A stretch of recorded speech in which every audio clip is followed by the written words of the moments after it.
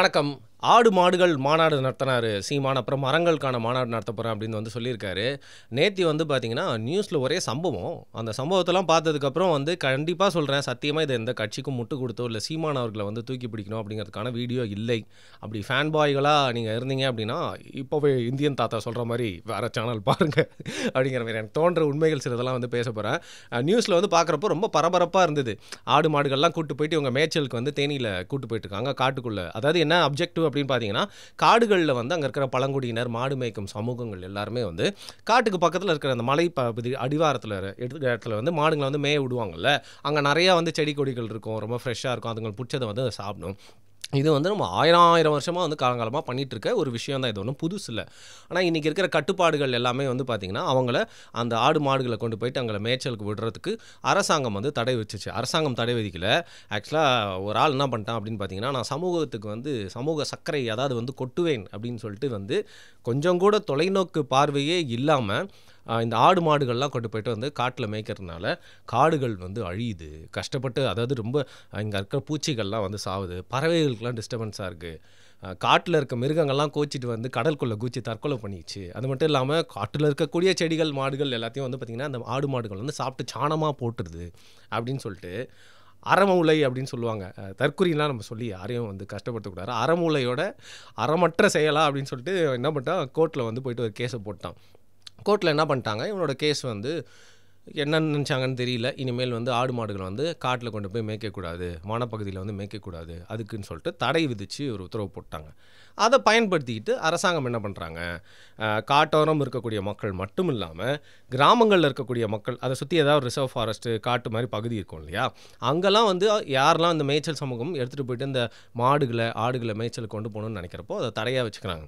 இந்த தடையினால் என்ன ஆகுது அப்படின்னு பார்த்தீங்கன்னா, ஒரு அண்டர்ஸ்டாண்டிங்கோட பல ஊர்களில் பல வனத்துறை அதிகாரிகள் சுற்றுச்சூழலை புரிஞ்சுக்கிறவங்க, ஏங்க மேய்ச்சல்லாம் ஓகே, ரொம்ப உள்ளே போயிடாதீங்க, அதை பண்ணாதீங்க இதை பண்ணாதீங்கன்னு சொல்லிட்டு ஒரு மாதிரி வந்து ஒரு கண்டிப்போடு விட்டுட்டு இருந்தாங்க. புரிஞ்சுக்கிட்டாங்க, ஏன்னா இங்கே மேயாமல் வேறு எங்கே மேயும் அப்படின்னு சொல்லிட்டு. ஆனால் பல இடங்களில் இதை காரணம் காட்டி அந்த மேய்ச்சலுக்கு போகிறவங்ககிட்ட வந்து பிடிச்சவங்ககிட்ட வந்து காசு வாங்குறது, மாடை கட்டி வைக்கிறது, மிரட்டுறது, சண்டை போடுறது, அடிக்கிறது, லஞ்சம் வாங்குறது, இந்த மாதிரி பல விஷயங்கள் அந்த கோர்ட்டோட உத்தரவுக்கு அப்புறமா வந்து வர ஆரம்பிச்சிது. இதை பயன்படுத்தி வந்து வனத்துறை அதிகாரிகள் சில பேர் வந்து ரொம்ப தவறான சில செயல்களில் வந்து ஈடுபட்டாங்க. அப்படி வந்து ஒரு 1.5 மாதத்துக்கு முன்னாடின்னு நினைக்கிறேன், அவர் வந்து இந்த மாதிரி மேய்க்கக்கூடிய காட்டுக்கிட்ட வாழக்கூடிய ஒரு பழங்குடி இனத்தை சேர்ந்தவர் அப்படின்னு நினைக்கிறேன். அவர் தன்னோட மாடுகள்லாம் எடுத்துகிட்டு தேனியில் இருக்க ஒரு மலைப்பகுதியில் இருக்க ஒரு காட்டுக்குள்ளே போய் மேய்ச்சிட்ருக்காரு. அவரை வந்து பலவந்தமாக பிடிச்சி வெளில கூட்டிகிட்டு வந்து, மாட்டை வந்து நாங்கள் வந்து அதை வந்து கூட்டிகிட்டு போயிடுவோம், கட்டி வச்சுருவோம், ஒழுங்காக இனிமேல் நீங்கள் வந்து வெளில கூட்டு வா, மேய்க்கக்கூடாது அப்படின்னு சொல்லிட்டு அவரை மிரட்டி திட்டி வந்து கூப்பிட்டு வராங்க. இதை யாரோ ஒருத்தவங்க வந்து வீடியோ எடுத்து போட்டிருந்தாங்க. இது பரபரப்பாக வந்து எல்லா சைடுமே வந்து பரவுது, ரவுண்ட்ஸில் வருது. இதை பார்த்துட்டு பல பேர் வந்து பாருங்கள், பழங்குடியினர் வந்து மாடு மேய்க்க முடியல அப்படின்னு சொல்லிட்டு வந்து ரொம்ப கவலைப்பட்டு சில கருத்துக்கள்லாம் வந்து தெரிவிச்சிருந்தாங்க. இதில் வந்து தமிழ் தேசியவாதிகள், சிறப்பாக இதை பற்றி சிந்திக்கக்கூடியவங்க பல பேர் வந்து பார்த்திங்கன்னா இதை குறித்து வந்து இந்த வீடியோவை ஷேர் பண்ணி ஆடு மாடுகள்லாம் மேய்ச்சலுக்கு விடணும், வேறு எங்கே தாங்க விட முடியும், இன்றைக்கி நீங்கள் ரொம்ப கிராமப்புற பகுதிகள் அப்படிங்கிறது தாண்டி டயர் 2 சிட்டிஸில் கூட உங்களுக்கு மேய்ச்சலுக்கான ஒரு சூழ்நிலையே இல்லாமல் வந்து போயிடுச்சு. அப்படி இருக்கிற பட்சத்தில் ஆடு மாடுகள்லாம் எங்கே தான் மேயும் அப்படிங்கிறத நம்ம எனக்கே யோசிச்சு பார்த்துருக்கோம். நான் எங்கே அதெல்லாம் யோசிக்கணும், நானே சென்னையில் வாழ்கிறேன், நான் போயிட்டு இருக்கும்போது நடுவில் சில நேரத்தில் மாடுகள்லாம் நிற்கிது, அது கொஞ்சம் ஓரம் வந்துங்கன்னா அதை தாண்டி போயிடுவேன், அந்தளவுக்கு மட்டும் தான் நான் மாட்டை பற்றி யோசிச்சிருப்பேன் அப்படின்னு நீங்கள் சொல்கிறீங்களே. நானும் அந்த மாதிரி தாங்க. மாட்டு அது மாதிரி மாடுகள் இது மாதிரி இங்கே பார்க்குறதோடு சரி, பால் எங்கேருந்து வருது, எவ்வளோ மாடுகள் இருந்தால் தமிழ்நாட்டுக்கு முழுக்க வந்து பால் அப்படிங்கிறது வந்து ஃபுல்லாக வந்து பூர்த்தி ஆகும், இந்த மாதிரி விஷயங்கள்லாம் யோசிச்சதே இல்லை. பட் யோசிச்சு பாருங்கள், நம்ம எல்லாருமே டெய்ரி ப்ராடக்ட்ஸ் எடுத்துக்கிறோம். டெய்ரி ப்ராடக்ட்ஸ்னால் நான் சொல்கிறது சாக்லேட் இந்த மாதிரி விஷயங்கள்லாம் இல்லை, டீ குடிக்கிறோம். நம்ம எல்லாருக்குமே வந்து பால் அப்படிங்கிறது தினம் தினம் தேவையாக இருக்குது. நம்ம வீட்டுக்கு வந்து பால் பாக்கெட்லாம் வந்துட்டுருக்கு. ஆவின் மாதிரி பால் வரதுனால இதை பற்றி நம்ம யோசிக்கிறதுக்கான வாய்ப்பு நிறையா இல்லைன்னு நினைக்கிறேன். பட் கொஞ்சம் முன்னாடி போய் பார்த்தீங்கன்னா நம்ம ஊரில், நம்மளோட கிராமங்களில் எல்லா இடத்துலையுமே, ஏன் சென்னையிலே பார்த்தீங்கன்னா சப்பர்பன் பகுதியில் மெயின் சென்னையிலே கூட பால் ஊற்றுறவங்கன்னு சொல்லிட்டு ஒரு அம்மாவோ ஒரு ஐயாவோ வருவாங்க. எல்லா ஏரியாலும் ஒரு குடும்பம் மட்டும் என்ன பண்ணியிருப்பாங்க, ஒரு 4-5 மாடுகளை வச்சு அவங்க வளர்த்துட்ருப்பாங்க. அவங்க பின்னாடியே ஷெட்டு கட்டி வச்சுருப்பாங்க, அந்த மாடுகளை பார்த்துட்ருப்பாங்க. அந்த ஊரில் இருக்க எல்லாருக்கும் அவங்க தான் கொண்டு போய் பால் தருவாங்க. ஸோ எங்கள் வீட்டிலலாம் வந்து பார்த்திங்கன்னா காலைல ஆவின் பாக்கெட்டும் வரும். ஈவினிங் வந்து இந்த அம்மா வந்து பாலும் ஒரு சொம்பில் வந்து கொடுத்துட்டு போவாங்க. ஸோ இந்த மாதிரி இந்த பால் தரவங்க, பால் கறந்து தரவங்க, பால் கறந்து விற்கிறவங்கன்னு சொல்லிட்டு நிறைய பேர் இருப்பாங்க. இன்றைக்கி அது வந்து ரொம்ப கம்மியாக இருக்கிறதுக்கான வாய்ப்பு இருக்குது. ஸோ இந்த மாதிரி பால்லாம் வருது, அந்த மாடுகள்லாம் இங்கே இருக்குது. அந்த மாடுகளை நீங்கள் கட்டி போட்டு ஒரு வைக்கோல் மட்டும் சாப்பிட வச்சா போதுமா, புண்ணாக்கு மட்டும் கொடுத்தா போதுமா அப்படின்னு பார்த்தீங்கன்னா இல்லை. அந்த மாடுகள் வந்து பச்சை புல் மட்டும் சில செடிகள் எல்லாத்தையும் வந்து மேயணும். குறிப்பாக வந்து நடந்து போகணும், சில ப்ராசஸ் வந்து அது பண்ணணும். ஆனால் அந்த மேய்ச்சலுக்கான சூழ்நிலை எந்த அளவுக்கு நம்மளுக்கு இருக்குது அப்படிங்கிறத நீங்கள் வந்து பாருங்களேன். சொன்னால் நம்ப மாட்டீங்க, வேளாச்சேரியை தாண்டி பார்த்தீங்கன்னா வந்து தாம்பரம் போகிற ரூட்டுக்கு ஒரு ரோடு இருக்கும். அதெல்லாம் வந்து ஒரு 10 இயர்ஸ் பிஃபோரு அந்த நாராயணபுரம்னு நினைக்கிறேன், அங்கே ஒரு ஏரியா வரும். அங்கே நீங்கள் போனீங்கனாலே ரொம்ப ஃபேமஸ். அங்கே எப்போவுமே மாடுங்க ரோட்டில் படுத்துக்கிட்டே இருக்கும். அந்த ஏரியாவில் பஸ்ஸு போக முடியாது, வண்டிங்கெல்லாம் போக முடியாது. அந்த ஏரியாவில் என் நண்பர்லாம் வருவாங்க, நாங்களாம் கலாய்ப்போம், என்னடா அவங்க ஏரியாவுக்கு வந்தாலே மாடுங்களாம் ரோட்டில் படுத்துருக்கு அப்படின்னு சொல்லிட்டு. அது என்னன்னா அது நகரமயமாக்கலோட ஒரு எஃபெக்ட்னு அன்றைக்கி இருக்கிற அறிவுக்கு எனக்கு வந்து தெரியல. அன்றைக்கி அதுங்களாம் என்றைக்குமே ஜாலியாக ஓரமாக படுத்துட்டு மேய்ச்சி இந்த இடத்துல தான் இன்றைக்கி வந்து பார்த்திங்கன்னா நிறைய வீடுகள் வந்துடுச்சு. அது கடந்து போகிற இடத்துல வந்து நம்ம நிறைய எல்லா பிளாட்லேயும் வந்து போட்டு கட்டிட்டோம். ரோடு அப்படிங்கிற விஷயத்த போட்டாச்சு. அண்ட் ஜன நெருக்கடி அதிகமாகிடுச்சு, வாகனங்கள் அதிகமாக போக ஆரம்பிச்சிச்சனால சென்னையில் இனிமேல் பாலோட தேவை குறையில, பால் குடிக்கிறவங்க அதிகமாக இருக்காங்க. ஆனால் இந்த பால் தர மாடுகளெல்லாம் எப்படி கட்டி வச்சு எங்கே மேய்க்கிறது அப்படின்னு யோசிச்சா அதுக்கான வழியே நம்மளுக்கு வந்து இல்லவே இல்லை. இன்றைக்கி நீங்கள் மாடுங்கள்லாம் வந்து மேயறதுக்காகவே சென்னைக்குள்ளே வந்து ஒரு பெரிய பூங்கா உண்டாக்கணும் அப்படிங்கிறது நினச்சா பண்ணலாம். நினச்சா பண்ண முடியாது, எதுவுமே இல்லை. தொலைநோக்கு பார்வையோட ஒரு பெரிய இடத்த அக்வயர் பண்ணி அந்த மாதிரி நினச்சா பண்ணலாம். பட் அது எல்லா ஏரியாக்கும் எப்படி வந்து பயன்பெறும் அப்படின்னு பார்த்தீங்கன்னா ப்ராக்டிக்கலி வந்து முடியாது. சரி, இனிமேல் சிட்டிஸு அந்த கணக்குலேருந்தே இல்லை, வெளில விட்டுருவோம். நெக்ஸ்ட்டு டயர் 2 சிட்டிஸ்க்கு போவோம். சிட்டியை விட்டு வெளில போவோம். அதையும் தனி கிராமங்கள். அங்கே இருக்கிற மக்கள் எல்லாமே மேய்ச்சல் அப்படிங்கிறது வந்து பார்த்திங்கன்னா அடுத்தவன் தோட்டத்தில் மேய விட முடியாது. அதாவது கிராமத்தில் ஊரில் நிலம் வச்சிருக்கவங்க மட்டும்தான் தெரியும்.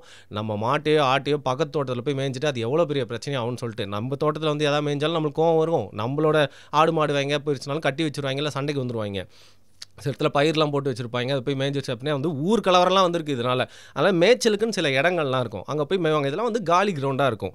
பட் இப்போ கிராமங்கள் ஒட்டியுள்ள பகுதிகளிலே நிறையா காலி கிரவுண்ட்லாம் இல்லை. ஃபஸ்ட்லாம் வந்து என்ன பண்ணுவாங்க, செவுறு கட்டியிருக்க மாட்டாங்க, சும்மா கல் வச்சுருப்பாங்க, இல்லை மேபி வேலி சில இடங்களில் போட்டிருப்பாங்க. அதனால் அந்த மாடுகள் எல்லா இடத்துலையும் போவோம், காலி இடங்களில் மேய்ச்சிட்டு கீச்சிட்டு அது பாட்டு புல்லை தின்ட்டு வந்துடும். இன்றைக்கி அந்த மாதிரிலாம் இல்லாமல் எல்லாருமே பிளாட்டை வந்து போட்டு சேஃப்டிக்காக அது ஒரு வேலியும் போட்டுறாங்க. அதனால் மாடுகள் எல்லா இடத்துலையுமே போய் மேயறதுக்கான ஒரு வழிகள் அப்படிங்கிறது கிராமத்து பக்கத்துலேயே இல்லை. அதனால் என்ன பண்ணுவாங்க, கொஞ்சம் காட்டு பகுதிகளில் யாரெல்லாம் இருக்காங்களோ அது மாதிரி மேய்ச்சல் கொண்டு போகிறவங்க அங்கே இருக்கிற காட்டு பகுதிகிட்ட வந்து மாடுகளையும் ஆடுகளையும் வந்து மேய விடுறாங்க. அங்கே தான் இந்த ஒரு பிரச்சனை, இந்த தடை வந்து பார்த்திங்கன்னா வந்து ஆடு மாடு மேய்க்கிறவங்களுக்கு ஒரு பெரும் பிரச்சனையாக வந்து விழுது. அதனால் இந்த காட்டுப்பகுதிகளுக்குள்ளே போகும்போது வனத்துறையினருக்கும் எங்களுக்கும் பிரச்சனை வருது. ஏன்னா கோர்ட்டு போட்ட இந்த தீர்ப்புக்கு எதிராக தான் வந்து பார்த்திங்கன்னா ரீசெண்டாக சீமான் அவர்கள் வந்து பேச ஆரம்பித்தார். ஆனால் என்ன பிரச்சனை இதில் கான்ட்ரடிக்ஷன் அப்படின்னா, நான் சொன்னல ஒருத்தர் வந்து இயற்கையை பற்றி ரொம்ப யோசிக்கிறதா நினச்சி முந்திரி கொட்டத்தனமாக வந்து ஒரு கேஸ் போட்டார் அப்படின்னு சொல்லிட்டு, அந்த கேஸ் போட்ட நபரும் இப்போ வந்து திருப்பியும் தன்னை நாம் தமிழர் கட்சி கூட இணைச்சிட்டு சீமான் அவர்கள் பின்னாடியே வந்து நின்றுருந்தார் இந்த விஷயத்தை பற்றி சீமான் அவர்கள் பேசும்போது. ஸோ அந்த கான்ட்ரடிக்ஷன் மட்டும் கொஞ்சம் வருத்தமாகவும் குழப்பமாகவும் இருந்துச்சு.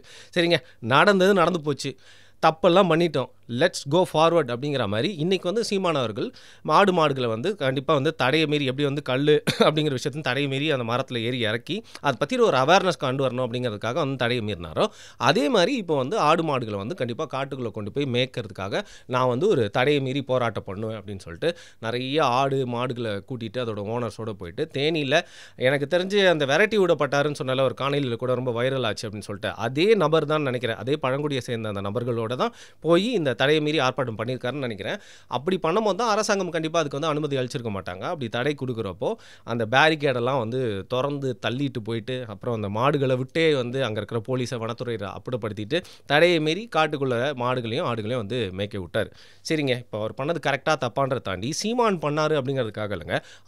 மாடுகள் காட்டில் ஏன் மேயணும் அப்படின்னு பார்த்தீங்கன்னா, மாடுகள் காட்டில் தான் ரொம்ப நாளாக மேய்ஞ்சிட்டு இருக்கு. அதுக்கு வந்து எங்கே ஃபஸ்ட்டு மாடுகள் காட்டில் இருந்தால் நம்ம வந்து டொமஸ்டிகேட் பண்ணி வந்து கூப்பிட்டுருந்தோம். ஸோ மாடுகள் காட்டில் போய் மேயறதால அங்கே இருக்கிற செடி கொடிகள் அபூர்வமான தாவரங்கள்லாம் வந்து செத்துரும். அப்படின்னா அந்த காலகட்டத்திலேருந்தே தாவரங்கள்லாம் இருந்திருக்காது. ஏன்னா காட்டில் இருந்தால் நாட்டுக்கு மாடை வந்து நம்ம கூப்பிட்டு வரோம். அதனால் எப்போவுமே காட்டு மாடுகள் பார்த்திங்கன்னா அங்கே மேய்ஞ்சிட்டே தான் இருக்கும். இதோ நம்ம நாட்டு மாடுகளும் இந்த காடும் நாடும் சேரக்கூடிய பகுதிகளில் வந்து மேலோட்டமாக மேய்ஞ்சிட்டு வந்துடும். அது மட்டும் இல்லாமல் இதுங்க மேயறதால தான் வந்து பார்த்திங்கன்னா பல இடங்களில் சாணங்கள் போடுறதால தான் வந்து பார்த்திங்கன்னா பல இடங்கள் சில செடிகள் வந்து வர்றது. ஆட்டோட கால் கீழே பட்டா வந்து பார்த்திங்கன்னா புல்லுகள்லாம் வளராமல் இருக்கவே இருக்காது. அதாவது மனுஷன் நடந்த இடத்துல தான் புல்லு கூட வளராது அப்படின்னு சொல்லுவாங்களே, அது ஒரு பக்கம் வந்து மனுஷன் மனுஷர்கள் வந்து கேவலமானவங்க அப்படிங்கிறதையும் தாண்டி நிஜமாவே சயின்டிஃபிக்காக மனுஷன் இருந்தால் வந்து புல் வளராது. ஆனால் ஆடு மாடு காட்டுக்குள்ளே போயிட்டு வர்றது வந்து பார்த்திங்கன்னா அந்த ஆட்டு மாட்டுக்கு மட்டும் இல்லாமல் இயற்கை இது எப்படி டிசைன் பண்ணியிருக்குன்னா இட்ஸ் அன் டிரான்சாக்ஷன். காட்டில் இருக்கிற தாவரங்களுக்கும் ரொம்ப நல்ல விஷயம். இதன் மூலிமா நிறைய பூச்சிகள், நிறையா பூக்கள், நிறைய உயிரினங்கள், பறவைகள், அதை தாண்டி வந்து பார்த்திங்கன்னா ஒரு பெரிய ஈகோசிஸ்டம். இது எல்லாமே ஒரு செயின் லிங்க்டு. சாதாரண ஒரு பூச்சி மனுஷன்லேருந்து ஆரம்பித்து நம்ம காட்டுக்கே பிக்கஸ்ட் ப்ரெடேட்டர் அப்படின்னு சொல்லப்படுற புலி வரைக்கும் அது வந்து பார்த்திங்கன்னா வந்து பல பயன்களை வந்து தரும். இது வந்து நம்ம பெருசாக எக்ஸ்பிளைன் பண்ணி ஒரு ஈகோசிஸ்டம் அப்படின்ற ஒரு வீடியோ வந்து நம்ம ஒரு பெரிய பாட்காஸ்ட்டே வந்து பண்ணலாம். ஸோ பேசிக்கலி நேச்சுரலாக இருக்கக்கூடிய ஒரு விஷயத்தை தவறான ஒருத்தர் கேஸ் போட்டு கோர்ட்டு மூலியமாக தடை வாங்கினதுனால இன்றைக்கி தமிழகம் முழுக்க ஆடுகள் மாடுகள் மேய்க்கிறது காட்டுக்குள்ளே எடுத்துகிட்டு போகிறது அப்படிங்கிறது ஒரு பெரிய பிரச்சனையாக இருக்குது. இந்த நேரத்தில் தன்னோட அரசியலுக்காக பண்ணாரோ எப்படியோப்பா இந்த ஒரு விஷயத்தை திருப்பியும் வந்து தவறை உணர்ந்து கையில் எடுத்த தடையை மீறி வந்து ஒரு போராட்டம் பண்ணுறது அப்படிங்கிறது இன்றைக்கி இந்த பிரச்சனைக்கு ஒரு பக்கம் தீர்வு காணும் அப்படிங்கிற நம்பிக்கை நம்மளுக்கு வளர்க்குது.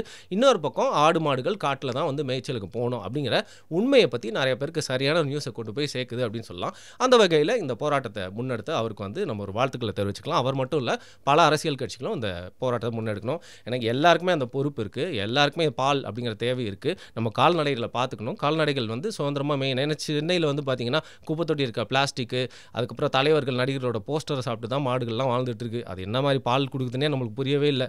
மீதி இருக்க மாடுங்களாவது கொஞ்சம் நல்ல புல்லை சாப்பிட்டுட்டு அதுங்க பாட்டு தங்களோட இயற்கை சூழ்நிலையில் வாழ்ந்துட்டு நம்மளுக்கு நல்ல பாலும் கொடுக்கட்டும், அதுங்களும் நல்லா இருக்கட்டுமே. சரி, நான் எதாவது புரிதல் இல்லாமல் பேசியிருந்தேன், எதாவது தவறாக பேசியிருந்தேன் அப்படின்னா அது என்னன்றதை மறக்காமல் கீழே கமெண்ட் பண்ணுங்கள். சரியாக பேசியிருந்தேன் அப்படின்னா வந்து இந்த காணொலியை பார்த்ததுக்கு மிக்க நன்றி.